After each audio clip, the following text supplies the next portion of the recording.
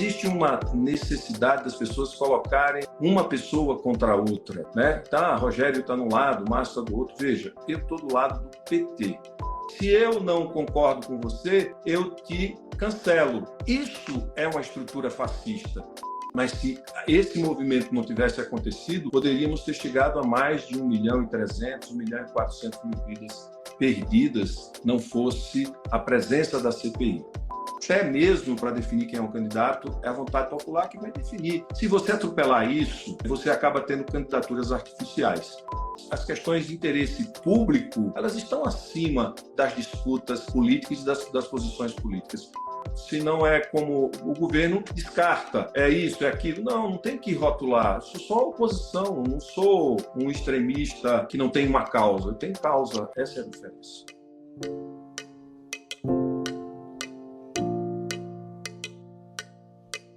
Olá, sejam todos muito bem-vindos. Está no ar a Casa de Sou Papo, o seu podcast de política e sobre política. Eu sou Kátia Santana e esta casa é uma realização da SET Comunicação Estratégica, a sua empresa de assessoria, capacitação e media training. Hoje temos o prazer aqui de receber o senador Rogério Carvalho, que é senador da República pelo PT. Foi gestor da saúde de Aracaju, aliás, é médico por formação, foi secretário de saúde do estado e do município, nas duas gestões do então saudoso prefeito e depois governador Marcelo Deda. Rogério também foi deputado estadual e deputado federal. É mestre e doutor em saúde coletiva pela Universidade Estadual de Campinas e foi uma das figuras que teve participação ativa na comissão parlamentar de inquérito que investigou supostos erros e omissões do governo do então presidente Jair Bolsonaro na época da pandemia, a famosa CPI da Covid, que fez história, que levou muita gente... Enfim, todo mundo conhece essa história, né? Não vamos relembrar o horror. Senador, seja muito bem-vindo à casa, é um prazer enorme recebê-lo aqui. A casa está oficialmente aberta e pronta para essa conversa com o senhor. Obrigado, Kátia, é uma satisfação estar com você, acompanhando o seu podcast. Quero convidar todos os nossos, todas as pessoas que nos seguem nas redes sociais para acompanhar esse bate-papo, que tenho certeza vai ser muito rico. Você sabe que a riqueza de um bate-papo depende da entrevistadora, né? Ou do entrevistador. Não. É do entrevistado. A entrevistadora só suscita essa riqueza, viu? Mas é o entrevistado que traz. E o senhor tem muito aí para trazer com a gente. Senador, eu queria começar falando um pouquinho dessa sua presença na política. O senhor vem da militância estudantil, lá na Universidade Federal de Sergipe, onde se formou com medicina. E depois, antes de assumir função eletiva, né, disputar cargos eletivos, o senhor começou como secretário de saúde. Como é que chega... Isso, claro, foi contemporâneo de Marcelo Deda, pelo que eu sei, enfim. Teve aquela militância, aquela relação político-estudantil na universidade, e depois essa relação pessoal vem para o campo político. Como é que isso acontece? Kátia, eu comecei na pastoral universitária, eu entrei na faculdade, no curso de medicina em 86, então já vai fazer quase 30 anos, vai fazer 40 anos, né, que eu entrei no curso de medicina, vai fazer 30 anos quase de formado. Eu não conheci Marcelo Deda na militância do movimento estudantil, porque quando eu entrei no movimento estudantil ele estava sem mandato, ele estava trabalhando no CREA, em Brasília.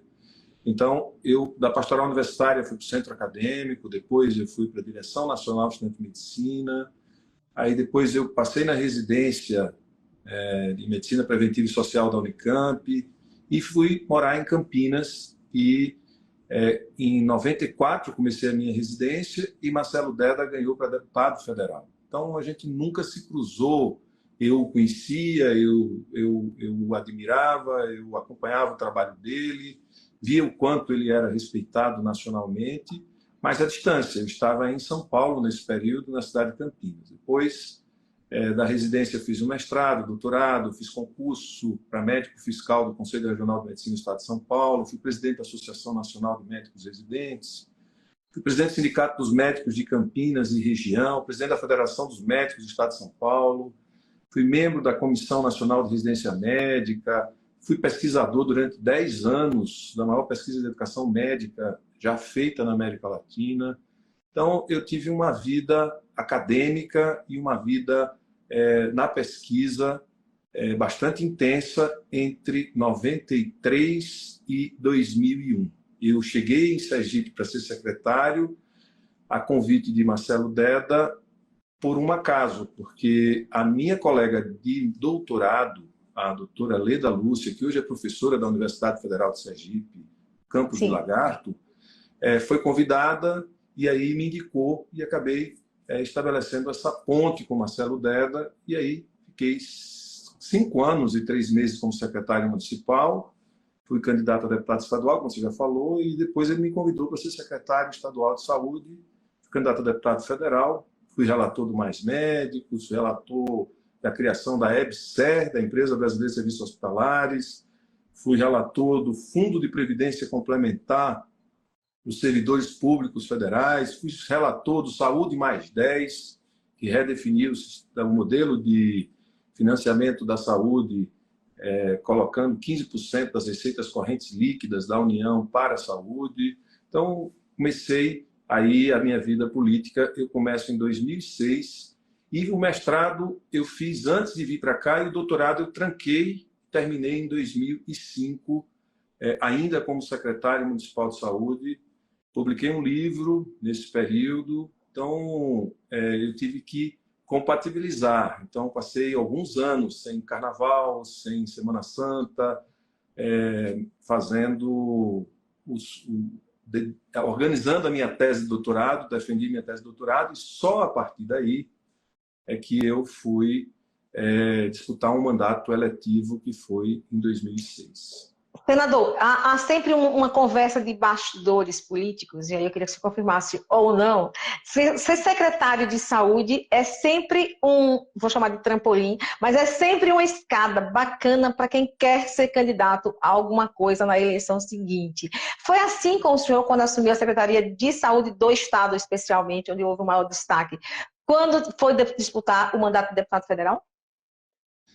Veja, eu sou um sanitarista por opção. Eu fiz saúde pública por opção. Então, quando eu entrei na pastoral universitária, eu escolhi a saúde pública. Então, eu fiz uma formação em saúde pública, né? Então, quando eu fui secretário municipal, a gente plantou o SAMU, a gente reformou a Rua Bahia, fizemos pronto-socorro da Zona Norte, da Zona Sul, a gente fez as clínicas todas, a gente chegou a 96% de cobertura de saúde da família, a gente implantou toda a rede de atenção psicossocial do município de Aracaju, a gente fez as UTIs do Hospital Santa Isabel, cirurgias, São José, a gente criou as UTINs, a gente reduziu a mortalidade infantil de 31 por mil para 21 em 2004, depois chegamos a 16 por mil e agora, infelizmente, está subindo. Então, eu sempre fui a pessoa que vivia o momento. Eu vivi o momento de ser secretário e, como eu fiz e tive a oportunidade, a liberdade de exercer o cargo sem muita interferência política que Deda protegia, né, a gente conseguiu fazer muitas mudanças na área da saúde. E, quando fui secretário de Estado, a gente fez obras em 100% dos municípios. O que tem Tá, hoje, a minha pergunta é, isso contribuiu para a sua eleição? Claro que contribuiu. Muito, contribuiu muito. Porque, veja, se você faz uma clínica, 2 ou 3 clínicas em cada município, com recursos próprios, se você implanta o SAMU estadual, se você constrói o Hospital do Lagarto, Hospital de Distância, sim, Propriar, Socorro, Glória, se você muda a estrutura hospitalar do Estado, você cria o SAMU estadual, as farmácias populares, os CELS, tudo isso foi feito no período que Deda era governador. Então, isso, obviamente, que lhe dá, lhe torna conhecido, me tornou conhecido, me tornou alguém que era visto, né? Então, foi um período muito, muito rico de interação política com vários atores. E mais, a gente não escolheu cidade aliada ou adversária para fazer investimento. A gente fez investimento em 100% dos municípios. Então, isso foi muito rico e, obviamente, que seria uma hipocrisia dizer que isso não me cacifou para ser o deputado federal mais bem votado daquela eleição e um dos mais bem votados da história de Sergipe. Claro, mas a obra, ela é que foi importante, que até hoje é a obra que o povo faz uso na prática, né? O que é que tem hoje na saúde do Estado, se não aquilo que o governo de Marcelo Deda, que eu era secretário, deixou estruturado. Então, claro que isso ajudou bastante. Sim. Senador, na Câmara Federal, no Senado da República, o senhor e o senador Alessandro Vieira tiveram uma participação muito ativa na CPI da Covid. De forma prática, de tudo aquilo que foi discutido, dos relatórios apresentados, de todas as mazelas apresentadas, o que é que, de fato, fez sentido no ponto de vista da execução a posteriori?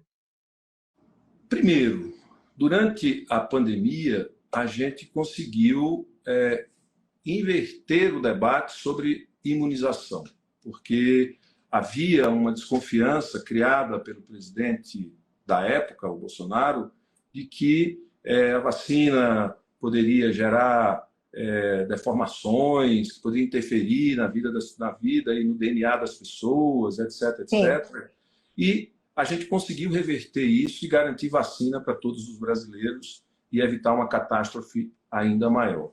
A gente conseguiu, além disso, a gente conseguiu mobilizar a opinião pública contra a tal da imunidade de rebanho, que era deixar as pessoas expostas. Então, ao fim e ao cabo, a gente conseguiu salvar pelo menos 700 mil vidas. Nós perdemos 700 mil, mas se esse movimento não tivesse acontecido, poderíamos ter chegado a mais de 1.300.000, 1.400.000 vidas perdidas, não fosse a presença da CPI.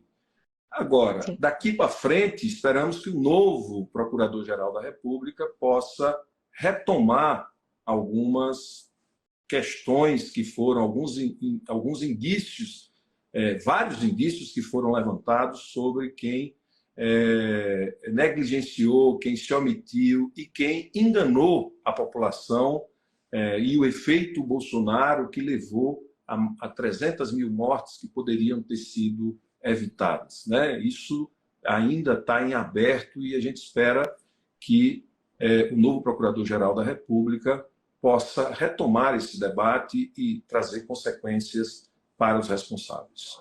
Os senhores irão cobrar isso no Congresso? Eu conversei isso com o próprio candidato, o próprio indicado do presidente da República, o Gonê, certo? Quando me visitou para pedir o meu voto na Comissão de Constituição e Justiça, da qual sou membro titular, eu cobrei isso dele. É preciso que a gente possa explicitar isso para a sociedade. Não pode ficar sem uma explicação, sem um avanço a essas investigações. Além dos projetos de lei que foram apresentados, como, por exemplo, o Estatuto do Paciente, que eu apresentei, além das regras que nós apresentamos sobre a verticalização dos planos de saúde, ou seja, você ser dono de um plano de saúde e ser dono dos serviços de saúde, que gerou o que a Prevent Senior fazia para reduzir custo, que foi uma denúncia muito grave, né? A Lei de Responsabilidade Sanitária tem um conjunto de leis que eu particularmente apresentei, das 5, 3 fui eu que apresentei, e a gente espera que isso possa evitar danos futuros, né, que a gente vai viver com pandemias futuras. A gente não sabe o que é que pode vir, mas sabemos que virão, certo? E cada vez um espaço de tempo mais curto por conta de todas as mudanças climáticas, derretimento de geleiras, vírus que estão adormecidos há milhares de anos, que podem voltar a assombrar a humanidade. Senador, o senhor é de um partido pluralíssimo, né? Com tendências, com disputas acirradas internas, com desvencilhamento, muitas vezes, das próprias lideranças, e o senhor viveu essa realidade nos processos eleitorais passados. E, recentemente, uma postura sua, um voto seu ao famoso orçamento secreto, indo de encontro à orientação do partido, também gerou muito mal-estar, muito desconforto entre o senhor e o partido. Essa é uma discussão superada dentro do PT, e como é que o senhor lida com essa multiplicidade de comportamentos que existem dentro da sigla e que acabam, às vezes, comprometendo as relações não só pessoais, mas também os projetos políticos dos próprios petistas? Veja, eu fui líder do PT no ano de 2020, justamente no ano crucial da pandemia, né? A CPI foi em 2021, mas em 2020 eu fui líder do PT. Nesse período, nós conseguimos aprovar a PEC do piso do Fundeb, nós conseguimos evitar as reformas trabalhistas que o Bolsonaro encaminhou para o Congresso. Então, a gente teve uma participação e eu contei com o apoio da base aliada do então governo para que a gente derrotasse essas propostas. E o que estava em discussão não era manter ou não o orçamento secreto, ou, em outras palavras, a emenda de relator. O que estava em discussão era uma demanda do STF quanto à transparência e à origem e quem destinava o recurso. Então, eu votei nessa resolução, fui bastante castigado por isso, mas hoje creio que as pessoas hoje já entendem o que a minha atitude, o que eu fiz.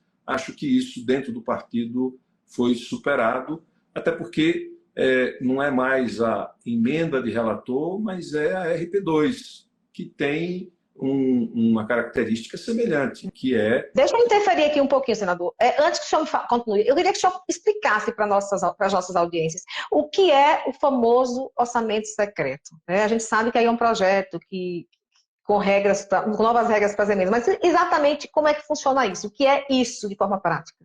O que foi, né? Porque o que foi, claro. O que foi é que isso foi criado no governo do Temer, né? Que foi quando o Congresso assumiu o maior protagonismo em torno do orçamento e estabelecia uma verba que era destinada a partir do relator, certo? E o relator definia para quem ia, e isso não tinha transparência. No mesmo ano que eu votei na resolução para o STF, ou seja, que era para dar transparência, eu fiz uma proposta de emenda ao orçamento de que a gente acabasse com essa emenda de relator e que fosse isso aplicado na área da assistência social para pagar o auxílio de R$600. A gente fez um movimento, nós fomos derrotados. Então, sim, na verdade, era uma rúbrica aprovada por todos os parlamentares, certo? Inclusive aqueles que me acusaram aprovaram o tal da emenda de relator, e que é aprovado por unanimidade ou por consenso, né? Que é o orçamento da União. Então, na verdade, o que eu fiz foi votar numa resolução que daria transparência à aplicação do recurso. Então, foi chamado que eu votei, mas eu e outros votaram. E não foi o meu voto o decisivo, o meu voto foi um dos votos, né? E por que o PT se posicionava contra, considerando que a sua proposta era justamente... Por causa do período eleitoral, né? Creio eu que ali tinha uma questão que era... Geraria um desgaste. Não, geraria liberação de recursos para os parlamentares, não necessariamente para os parlamentares da base de oposição, né? Sim. Mas precisava dar uma resposta ao STF, e foi isso que nós votamos e fizemos com toda a consciência, sem nenhuma tergiversação, porque quando você está numa posição em que você é chamado a se posicionar, você tem que se posicionar. Então, me posicionei de forma clara, sem tergiversação, porque ao longo do processo legislativo eu tinha tido a contrapartida na garantia dos direitos dos trabalhadores, na garantia do Fundeb, vários outros projetos que eu tive da base do governo apoio para derrotar. Então, naquele momento, a gente precisava dar transparência e eu voltei para que fosse dada transparência. No ano seguinte, isso deixou de ser emenda de relator e passou a ser RP2, que é uma verba destinada para ser indicada pelos líderes partidários, na verdade, pelo governo, mas considerando as indicações dos líderes partidários. Agora, fala um pouquinho dessa multiplicidade aí de tendências e de opiniões do próprio PT, que muitas vezes vai de encontro aos senhores mesmo, né? Vou citar um exemplo prático hoje. O ministro Márcio Macedo é aliado do governador Fábio Mitidieri, o senhor é oposição. Muitas vezes o PT não vota no próprio PT, tivemos essa experiência muito recente aí na sua candidatura, inclusive, onde parte do partido, parte da sigla decidiu apoiar outros nomes. Como é que é essa relação e como é que os senhores convivem com isso? É pedra sobre pedra o tempo inteiro? Como é que é essa história nos bastidores? Veja, eu acho que tem uma narrativa em torno disso, né? Porque uma narrativa que não corresponde ao pensamento do partido. O partido tem uma executiva, tem um diretório. O diretório definiu que é oposição a Fábio Mitidieri. E a plenária municipal de Aracaju também, por aclamação, definiu que é oposição ao governo de Fábio Mitidieri. Então, existe uma necessidade das pessoas colocarem uma pessoa contra a outra, né? Tá, Rogério está num lado, Márcio está do outro. Veja, eu estou do lado do PT.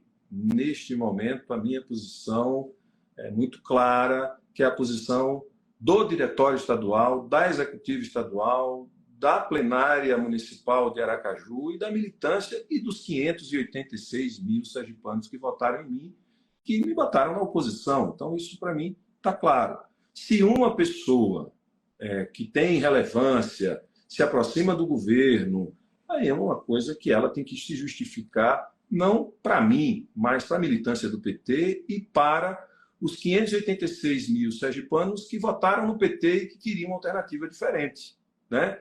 E que também votaram nelas, como Valadares Filho e Márcio Macedo, eles também foram votados por esse público que votou na gente. Eles precisam se justificar para essas pessoas. Até quanto esse comportamento fragiliza o próprio partido? Veja, fragiliza porque permite a construção de narrativas, né? E que tem um contra o outro, de que a gente está brigando. Eu nunca tive nenhuma discussão pública nem privada com Márcio Macedo em torno dessa questão. Tivemos conversas onde eu emiti a minha opinião, disse para ele qual era a minha opinião, mas ele não é obrigado a seguir a minha opinião. Ele tem o livre-arbítrio dele, ele tem a liberdade dele, e eu não vou questionar isso. Quem tem que analisar é quem faz a base que nos deu a votação que nós tivemos, que queria uma alternativa diferente, certo? Deixa eu dar uma provocada nessa discussão ainda. Numa eleição recente aí, por exemplo, nós tivemos... O PT teve candidato a governador, teve candidato a prefeito, e parte desse partido estava votando em candidatos. Vou citar aqui nominalmente para facilitar. A ex-deputada Conceição Vieira, que estava assumindo uma função pública, né, não votou com o PT.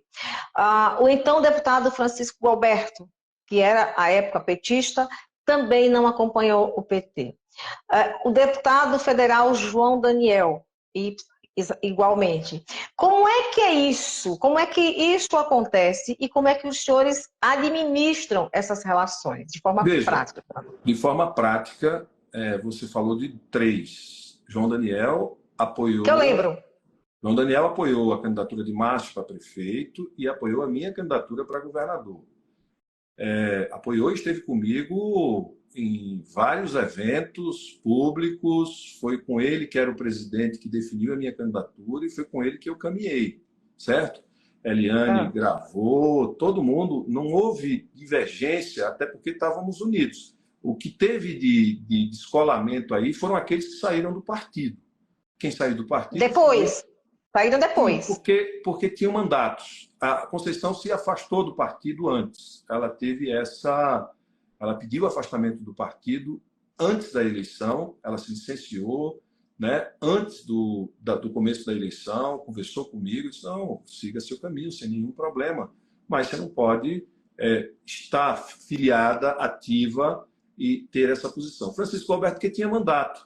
Então, ele tinha que esperar a janela para mudar de partido. Então, foi quando ele teve a janela e ele mudou de partido e a gente foi para a eleição e ele não estava mais no PT, ele já estava no PSD quando começamos a eleição de 2022.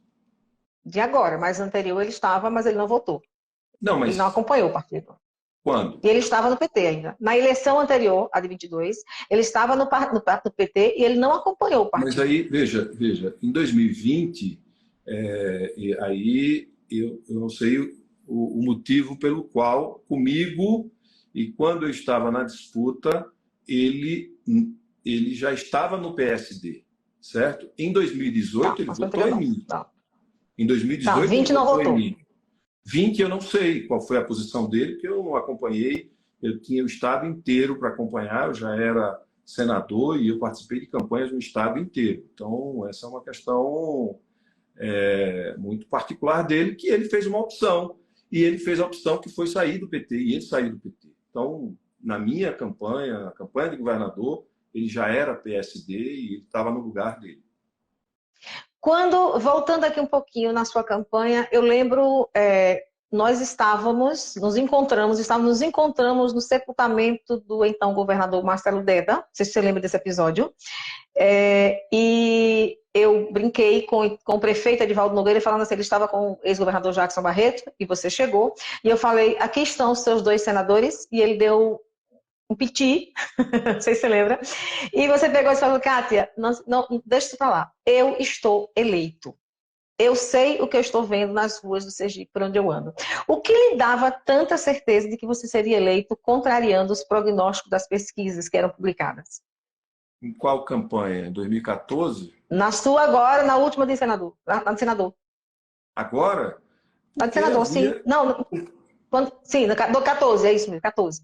Em 14, porque as pessoas queriam a renovação do partido. E lembre-se que aquela eleição, eu tive um problema sério, como eu tive em 2014, tive em 2018, em 2022 continuei tendo, que eram as pesquisas que sempre me colocavam em desvantagem. Sim. Então, em 2014, no último dia, saiu uma publicação do Sinforme, onde eu estava 27 pontos atrás da senadora Maria do Carmo, né, o que me atrapalhou muito. A diferença foi menos de 3%, certo? Então, eu tinha clareza do que estava fazendo, da construção que a gente tinha feito, do apoio que a gente tinha no interior do Estado, né? Mas, infelizmente, a pesquisa interfere e virou um instrumento eleitoral. Não, eu estou atrapalhada. Deixa eu só corrigir. Não foi do 14, foi 18. Que o senhor se elegeu com tranquilidade, com folga, apesar de não estar entre os nomes que estariam ali na dianteira. Em 2018, eu era o 6º, 5º, sempre colocado nas pesquisas. O que me dava tranquilidade era a construção, o trabalho que eu tinha, a obra que a gente tinha produzido coletivamente, a presença que a gente tinha em todo o estado de Sergipe. Então, isso dá tranquilidade. Você não é eleito se não tiver trabalho. Você não é eleito se não tiver, ainda mais na minha condição, onde eu era um candidato que era o azarão, certo? Então, eu fiz o meu trabalho. A gente fez a campanha Lula Livre, a gente rodamos 50 municípios. Eu sabia o que eu estava vendo, eu sentia nas ruas. Eu fiz campanha de rua. Eu fui de casa em casa, de porta em porta. Eu trabalhei bastante para poder conquistar esse mandato e tive do povo de Sergipe essa graça de ser representante do meu estado. Então, era essa a minha segurança de que apostava no trabalho, no dia a dia com as pessoas, no olho no olho, no abraço fraterno, verdadeiro, né? Eu sentia isso nas Sim. ruas, né? Então, Senador, eu lembro que o senhor se reportava à senadora Maria do Carmo como a cadeira vazia no Senado. O senhor se arrepende desse comportamento, considerando que a senadora teve uma história, não só como mulher, mas como política, teve 3 mandatos consecutivos e muitas matérias, muitas proposituras importantes para Sergipe e para o país? não, sabe por quê? Eu não podia atacar a senadora Maria do Carmo. Sim. Eu não podia atacar ela. Eu sabia da importância dela. Então, eu não podia enfrentar ela. Foi uma estratégia política. Eu não podia enfrentar ela, eu, homem, ela, uma mulher, e eu enfrentar ela. Agora, eu podia enfrentar a ausência dela no Senado no período Sim. daquele mandato, né?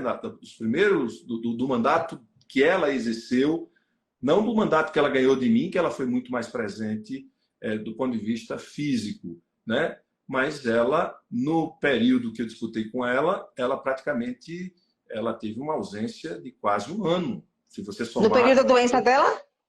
depois do Ela ficou período de doente no período. doença, ela teve doente, ela se afastou para o suplente Suplente. assumir, Sim. né? Então, não foi uma coisa só da doença, foi uma coisa mais ampla. Mas depois, com ela, acabamos tendo uma boa relação. Ela riu, conversamos, eu fiz várias visitas à casa dela. A gente passou a ter uma relação de respeito e de afeto dentro das possibilidades. Um dia a gente estava defendendo lá a Fafem, e ela disse: meu filho, que história é aquela da cadeira vazia? Eu disse: dona Maria, eu não podia falar da senhora, eu tinha que falar de alguma coisa que se referisse à senhora, por respeito. Então, não foi um desrespeito a ela, a pessoa dela, foi uma forma de me comunicar com a população que, na minha opinião, precisava de alguém mais ativo no Senado, porque o Senado é uma casa de grande relevância. Se você, por exemplo, uma emenda minha na reforma tributária pode liberar, se for aprovado, que eu acredito que vai ser, mais recursos para estados e municípios do que a lei que repõe as perdas de FPM e FPE, que são 15 bilhões, e a minha emenda vai liberar 17 bilhões para o Brasil e pode liberar aproximadamente 500 milhões para o Estado e para os municípios, que é a liberação do bloqueio do dinheiro da Covid, né? E agora mesmo eu estou presidindo uma comissão de uma medida provisória que pode dar a Sergipe 275 milhões de reais por ano a mais de FPE, sim, sem contar os 350 milhões a mais por ano de FPM. Então, essa atuação ela é fundamental no Senado, né? Eu consegui liberar os 200 milhões para as rodovias, liberei o dinheiro para fazer, sim, a rodovia João Bebe Água, liberei o recurso para a construção da nova rodovia São Cristóvão, Aracaju, liberei junto com os empréstimos e recursos liberados pelo nosso mandato, se juntar tudo, dá mais de 1,5 bilhão de reais em 5 anos de mandato. Então, isso é ser ativo, é um mandato que está a serviço do povo. Então, eu acho que isso é importante e era isso que a gente estava se referindo naquele momento da ausência dela. Mas, senador, com todo respeito. Sim, sim. Senador, tem-se a sensação no Brasil, entre os brasileiros, que a população vive buscando um herói para a nação, alguém que chegue no governo e faça milagre e resolva problemas históricos do Brasil em todos os âmbitos, sobretudo do ponto de vista da desigualdade social. E isso acaba gerando uma polarização que parece não ter fim, não ter limites, né? As eleições acabam, mas a polarização persiste. Até onde isso é saudável do ponto de vista da política e das relações entre as pessoas e entre os poderes? Veja, oposição e situação é uma característica democrática, né? Você ter posição ao governo e oposição ao governo. É assim no mundo inteiro. Nós não podemos anular o direito das pessoas fazerem oposição. E eu sinto que, neste momento, em Sergipe, as pessoas querem anular a possibilidade de 586 mil pessoas que votaram em mim de ter uma posição diferente e ter uma voz. Então, isso não é correto do ponto de vista da democracia, né? Isso não tem a ver com o extremismo, tem a ver com posições equilibradas, mas oposição é oposição, né? Eu sou contra a privatização da DES, eu acho que o caminho é outro. Me posicionei contra esse aumento abusivo para tirar a carteira de motorista.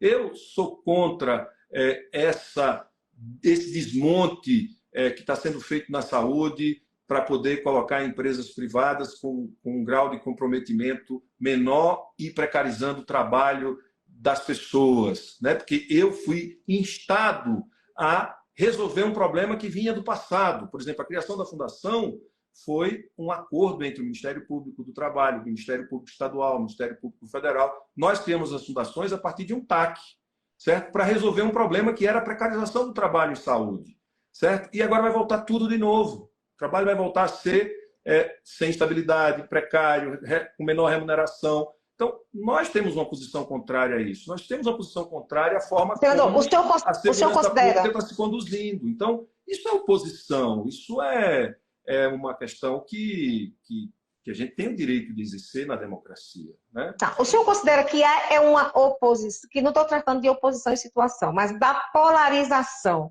Polarização tal que chega, que beira o desrespeito, beira a agressão, beira a inimizade. As pessoas estão se matando por fulano, por Beltrano. Vimos nas campanhas eleitorais e pós-campanha que uma grita geral, não se falando de oposição ou de situação, mas se falando de pessoas pelas quais essas populações são apaixonadas e que a qualquer custo vai para a agressão, vai para as vias de fato, gera desmoralizações gerais. É isso que eu estou querendo saber. Então vamos para um debate mais profundo, tá certo? Você está fazendo uma provocação que é muito profunda. Então, sim, a questão é a seguinte: até 2012, as redes sociais elas tinham um impacto muito pequeno na vida das pessoas. Sim. Hoje, as pessoas não se reúnem em torno de causas. As pessoas se reúnem em torno de seguidores. Você tem uma pessoa que tem um monte de seguidor. E aí é o seguinte: se eu não concordo com você, eu te cancelo. Isso é uma estrutura fascista que vem tomando conta da sociedade.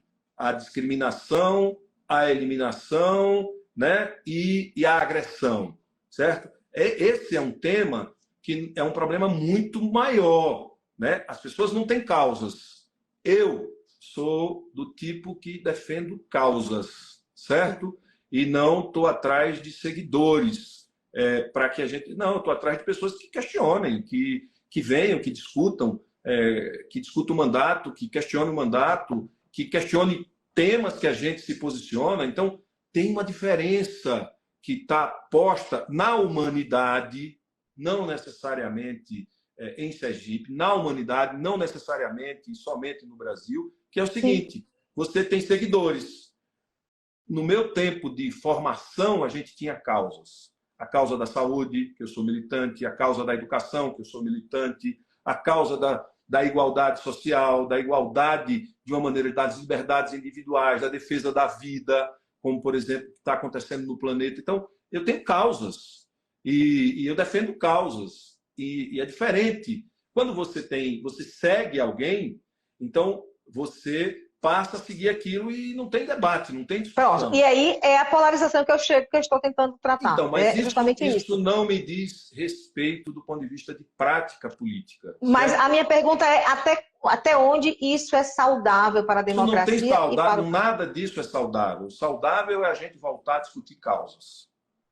Para mim, o saudável é a gente voltar a discutir causas, é a gente ter grupos nas redes sociais em que a gente paute um tema, em que as pessoas possam dar suas contribuições para que a gente melhore a visão sobre aquilo e que a gente construa alternativas sobre aquilo e que a gente não elimine quem discorda da gente. De certa forma, eu sou muito vítima de uma estrutura de comunicação montada pelo governo. É o seguinte: se não é como o governo, descarta. É isso, é aquilo. Não tem que rotular. Eu sou só oposição, não sou um extremista que não tem uma causa. Eu tenho causa, essa é a diferença.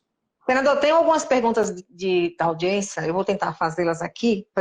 O professor Chico, do Chico com Política, ele pergunta: como o senhor vê declarações como a de Laércio Passos em Rosário do Catete sobre o PT?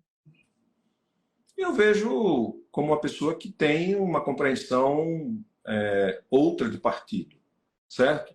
Ele tem que entender que o PT é um partido que não importa o que você galgou de construção, você precisa discutir com a militância. É assim que é um partido. E isso é normal. Se ele não compreende, ele faz o comentário que ele fez. Então, ele precisa compreender melhor o PT e ele fez a opção de não estar no PT. Então, está resolvido o problema. Porque se ele não compreende, ele preferiu ficar fora. Perfeito. Clóvis Costa, enviado pelo nosso Instagram. O senhor não acha que deveria estar mais próximo do governador Fábio Mitidieri, enquanto senador, para contribuir com o desenvolvimento de Sergipe e melhoria da população, de vida da população? Criticar quem quer o bem de Sergipe não vai fazer a gente avançar? Vai fazer a gente avançar? Pois é, exatamente o que nós estávamos falando. Você acha que só quem ganhou a eleição está preparado para fazer o bem? Será que não tem outras posições que também estejam do lado do bem? Então, isso é a ideia de seguidor, né? Eu não preciso seguir Fábio Mitidieri para poder cuidar do meu Estado. Tudo que é de interesse do meu Estado, eu estou lá. Veja, o Edivaldo Nogueira, eu não me considero adversário, porque ele não está em disputa, mas, por exemplo, a aprovação dos 500 milhões, dos 75 milhões de dólares lá atrás, logo depois da eleição, eu ajudei a liberar, ou acho que foi até antes da eleição. Ou seja, as questões de interesse público, elas estão acima das disputas políticas e das posições políticas. Eu tenho trabalhado com a presidência da Petrobras para a gente antecipar os investimentos no estado de Sergipe. Então, independente de quem é o governo. Então, isso eu tenho viajado e tenho buscado oportunidades para o estado de Sergipe, mesmo tendo uma eleição, perdido uma eleição da forma como nós sabemos como aconteceu nos últimos dias. Mas sim, isso não me tira o meu compromisso com o povo do Sergipe, meu estado. Veja a quantidade de recursos que eu coloquei no estado, veja a minha postura em relação ao estado. Você não me vê fazendo uma oposição desrespeitosa. Faço oposição em cima de questões objetivas, claras. Senador Andrés Albuquerque pergunta: como o senhor vê, desculpe, Antônio Roque, o senhor se arrepende de ter se aliado a Valmir em 22? Essa movimentação parece ter feito mal, tanto ao senhor quanto a ele. Veja, a gente não faz aliança, a gente era um campo de oposição ao governo, certo? Então tem que guardar coerência. Se a oposição era Valmir Francisquinho, se eu me colocava como oposição, Niulis se colocava como oposição, Cláudio, o doutor Cláudio Geriatro se colocava como oposição, Alessandro se colocava como oposição. No momento que você faz crítica a um governo, certo? E você, na hora que acaba a eleição, você se junta contra aquilo que você critica. Então, havia uma coerência de se juntar contra uma força que era situação. E eu mantive a minha coerência e essas pessoas manteram a sua coerência. Outros fizeram a opção de apoiar, mesmo criticando antes, isso não me vem ao caso fazer julgamentos. Mas a gente teve e guardou coerência nesse sentido. E o senhor repetiria essa aliança em 2024 ou 2026? Depende das circunstâncias. O processo está andando.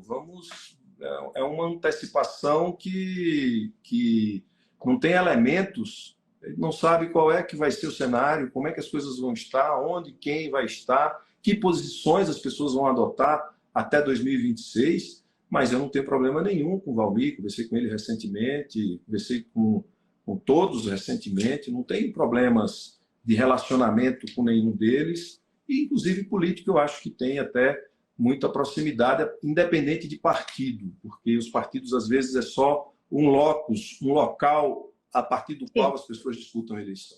A propósito, nessa conversa com o Valmir recente, falou-se de eleição 2024? Não, nós falamos sobre questões mais voltadas à nossa relação e está tudo em paz e, graças a Deus, estamos bem. Ok. Última pergunta aqui da Andressa Albuquerque agora. Como o senhor enxerga o bate-cabeça entre STF e Congresso? Tem lado errado nessa história? O lado errado é depois do 8 de janeiro, depois de 5 anos, aliás, depois de quase 8 anos de questionamento da institucionalidade democrática brasileira, com o impeachment, o impedimento de uma presidente que de fato não cometeu nenhum crime, depois a eleição do Bolsonaro dizendo que ia eliminar pessoas e movimentos, que atacou as instituições democráticas durante 4 anos, que tentou e urdiu um golpe de Estado, que teve um ato final depois da posse do presidente que todo mundo viu, que foi uma tentativa de gerar o caos para poder ensaiar algum tipo de reação, de endurecimento, de golpe. Então, diante de um quadro de instabilidade, não cabe, neste momento, a gente produzir mais instabilidade. Então, eu sou um crítico, não ao debate de mérito do que fazer, como fazer, mas ao momento.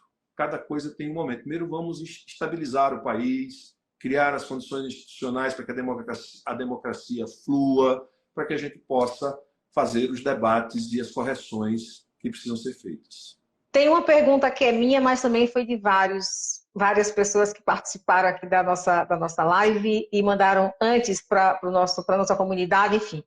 Candice Matos, sua esposa, jornalista aqui de Sergipe, é a pré-candidata do senhor à Prefeitura de Aracaju. Todo esse movimento, essa participação dela nas mídias vem sendo trabalhada no sentido de fortalecer a imagem dela para essa disputa? Ela está postulando, como qualquer militante tem o direito de postular, certo? Então, o partido é um partido aberto e democrático. Qualquer militante pode postular e colocar o seu nome à disposição. Ela está com o nome à disposição. E se ela tem disposição de trabalho, de comunicação, de estar presente nos lugares e fazer esse diálogo, na prática, quem define quem é candidato é a vontade popular.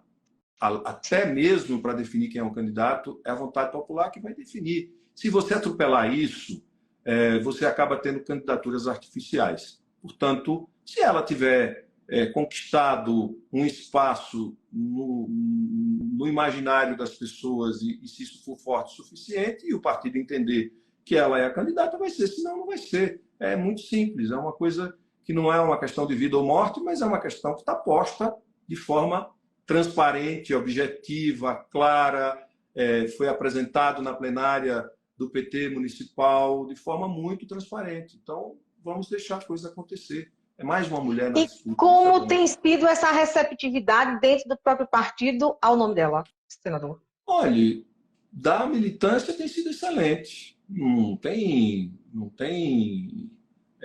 uma crise por conta disso. Até porque seria uma hipocrisia um partido amplo, aberto, questionar a postulação de candidatura. Seria um desrespeito à própria natureza, à própria ideologia, à própria conformação histórica do partido. Então, ela é mais uma pessoa exposta e com coragem para se posicionar e se colocar à disposição. E mais, uma mulher que se propõe a fazer isso, que é uma necessidade que a gente precisa ter na política. Mulheres que se disponham a isso, e ela está tendo coragem de se dispor a fazer isso. Temos pouquíssimos segundos, eu queria que o senhor me falasse o seguinte. Existem aí outras mulheres colocadas, Emília Correia, Daniele Garcia, provavelmente, e Andra Moura, alguns outros nomes. É possível uma aliança com uma dessas mulheres, saindo a chapa mulher-mulher? Tudo é possível, desde que a gente se organize em torno de um programa e em torno de um debate, não de interesses, mas de interesses de grupos, mas de interesse da sociedade, do povo sergipano, do interesse público. O nome da deputada Yandra Moura é uma preocupação para o PT, considerando a desenvoltura política que ela tem criado? Nenhum nome deve ser preocupação para nenhum partido. Cada um lança o seu e vai atrás da vontade popular, e aquele que tiver a vontade popular do lado vai governar e acabou-se. Acho que é assim que é na democracia.